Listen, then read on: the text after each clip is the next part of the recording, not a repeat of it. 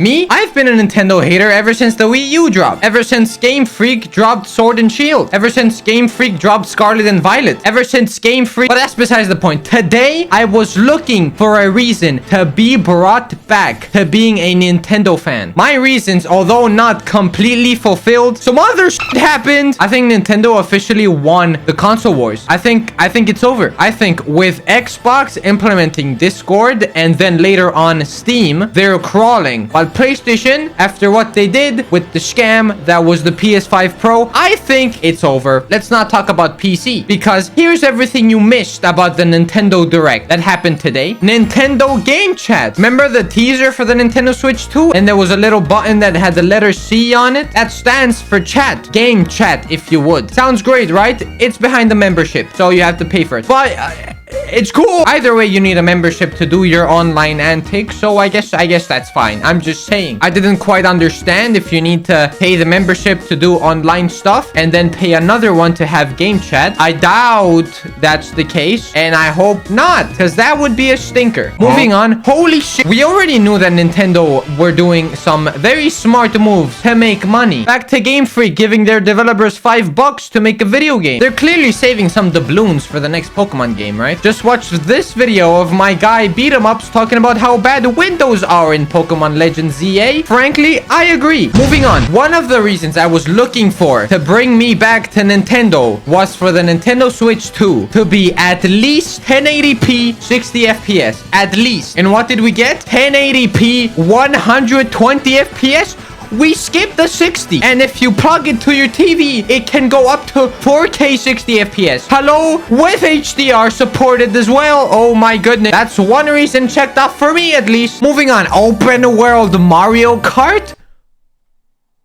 What? They mentioned going out of bounds with your friends, so I guess that's like some sandbox type of shit. But I don't really see a reason to be racing and then going out of bounds and just exploring. Besides, I guess maybe finding like secret shortcuts or something. I don't know. That sounds great, bro. Grinding on railings, driving on water, new power-ups including the ice flower and giant mushroom. They're cooking, bro. Moving on. They're announcing that they're porting over a ton of different mainstream games like Split Fiction, Elden Ring, Cyberpunk 2077, Final Fantasy, all that good stuff over to the Nintendo Switch 2. Not only that, but listen to how smart this is. They're porting them over as a Nintendo Switch 2 edition. So for each of these games, they have their own extra content that the developers gave them just for the Nintendo Switch 2. These motherfuckers literally want you. They're giving you a reason to buy the games over again with a Nintendo Switch 2 console. This is genius.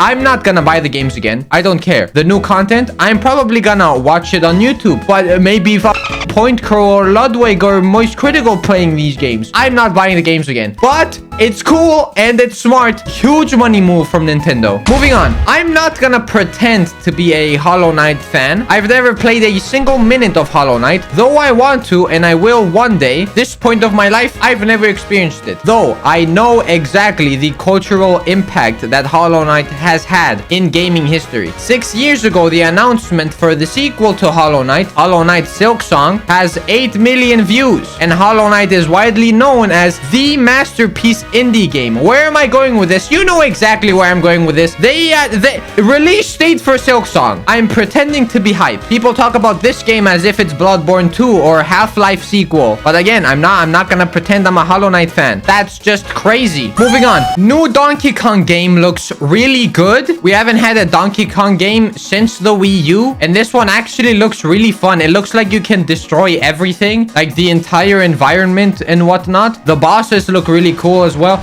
I don't know. This might be a cop for me. It looks really fun. Moving on. How in God's name does Nintendo get a From Software exclusive Souls game? An exclusive to the Nintendo Switch 2. How do they do that? The Dusk Bloods? This game looks sick, bro. I must admit the greedy darkness of it made it look like Bloodborne 2, as well as the entire chat spamming Bloodborne 2 the moment they showed that this game was From Software. So yes, I thought it was Bloodborne 2. Can you blame me for not having my own opinion because the chat was spamming Bloodborne 2? Whatever. How does Nintendo... How do they get how much money did they give how much money did they give From Software to get an exclusive? Another reason to get a Nintendo Switch 2. Well, anyways, that's pretty much it. There's probably some stuff that I missed, but I mentioned the stuff that I cared about personally. I'm sure there's people who are fans of a game that I didn't mention. Sorry. Me personally, the only things that I was basically looking for were at least 1080p 60 FPS and a new mainline Pokemon game. Unfortunately, I didn't get the Pokemon game, but I got better specs and the From Software exclusive. I can't even speak. I would have brought the house down if my parents weren't asleep. Regardless, that's it. Thank you for watching. Like and subscribe, I guess, if you really want to do that. Anyways, goodbye. Have a good day. Bye bye. Bye bye. Bye bye. Bye bye. Bye bye.